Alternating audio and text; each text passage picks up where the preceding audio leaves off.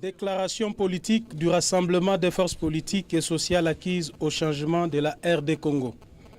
Le Rassemblement des forces politiques et sociales acquises au changement se réunit ce 20 août 2016 à Kinshasa sous la présidence de M. Etienne Tshisekedi Mulumba, président du Conseil des sages, en vue d'examiner la situation politique qui prévaut actuellement en RDC et rend publique la déclaration ci-après. 1.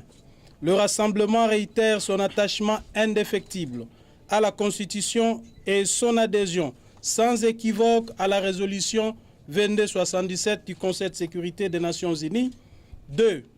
S'agissant des mesures de décrispation politique annoncées par le gouvernement, le Rassemblement relève que a. Ces mesures ne concernent aucun acteur politique incarcéré ou détenu en vertu d'un procès engagé pour des raisons politiques. B.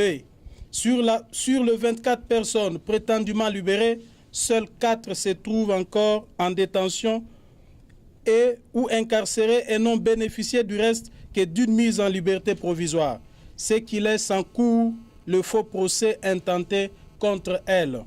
En définitive, sur une liste de 112 prisonniers présentés par le Rassemblement, seuls 4 ont bénéficié de la mesure de libération provisoire.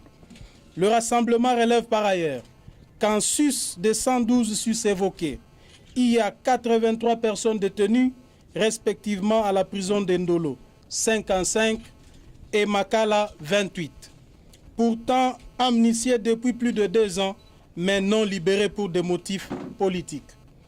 Pis encore, le pouvoir poursuit la répression, continue le harcèlement judiciaire et procède aux arrestations arbitraires de membres de l'opposition, dont les dernières datent de ce samedi 20 août 2016 à Kamina et à Lubumbashi.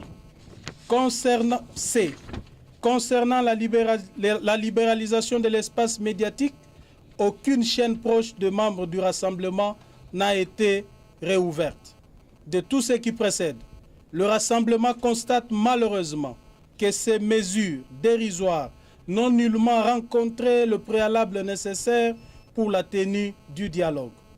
Elles démontrent par ailleurs que M. Kabila et ses partisans demeurent de mauvaise foi et constituent l'obstacle à la mise en œuvre de la résolution 2277 du Conseil de sécurité des Nations Unies.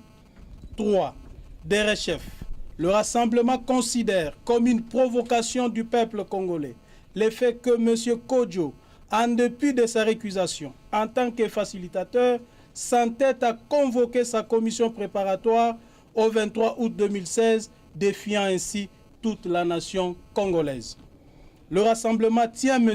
Kodjo et ses complices comme responsables de toutes les conséquences qui pourraient résulter de son entêtement à vouloir à tout prix accorder le 3e mandat à M. Kabila en violation de la Constitution de la République.